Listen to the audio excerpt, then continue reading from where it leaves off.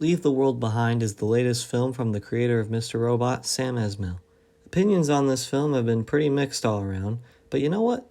I enjoyed this woke film quite a bit, and I'd like to talk about it here without getting too heavy into spoilers. It's a film with few certainties. It's a reflection of modern-day anxieties, but at the same time, it is a movie that recognizes that it will be enjoyed as a spectacle. Media serves as both an escape and a reflection, which is a contradiction that she manages to reconcile. Its presentation is constantly reinforcing this idea that we are not in control. The film, much like real life, makes it difficult to comprehend the full picture. Leave the World Behind confronts the unbearable weight of the ever-changing information age and how humanity's self-exile from the natural world has thrown us into the dark.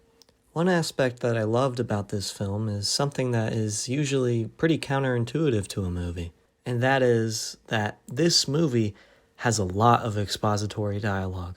Some of the most important reveals in the movie are revealed to us through a long-winded story over wine. How often have you had to take someone's word on something?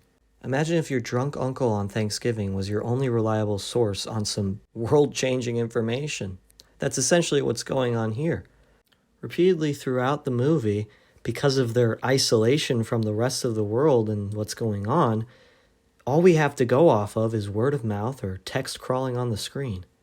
In the film's climax, instead of getting more visual confirmation, all we have are these words on the screen telling us that everything has gone wrong. One could see this as the thing that ties this film up, as the moment that wraps up all of its chaotic spectacle in a nice ribbon of nihilism. But as a reflection of real life, these are just words on the screen. Do you trust every Instagram comment you read? Or every Santa Claus debunker?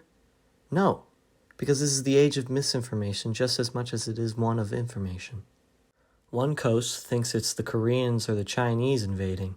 The other thinks it's Iran. And meanwhile, there's really no actual confirmation that there is an invasion happening.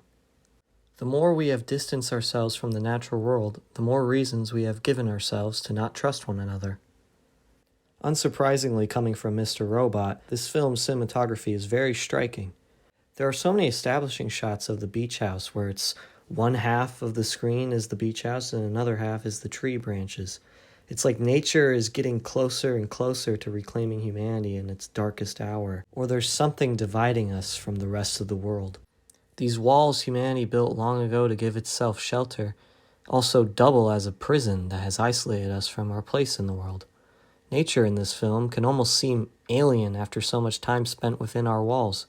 The camera hovers around, ignoring typical orientations, and it really just throws you off, constantly reminding the audience just how little control they have over any of this. Humanity's desire for control has left it all the more anxious, fearing losing it all in the blink of an eye.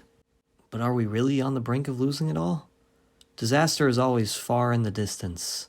Many of the thrilling moments seem almost like fallout from a greater danger that has already passed. The cinematography gives us a glimpse of an apocalyptic event, but never the full picture, and it makes the film all the more nerve-wracking. I know I've asked a lot of questions throughout this video, and I'm kind of sorry for that, but that's just the way this movie has made me feel. If this video has just seemed like one long way of saying, I don't know, bro, I swear it's not because I'm a bad writer. It's just because this movie is just perplexing. The digital age has brought with it many uncertainties.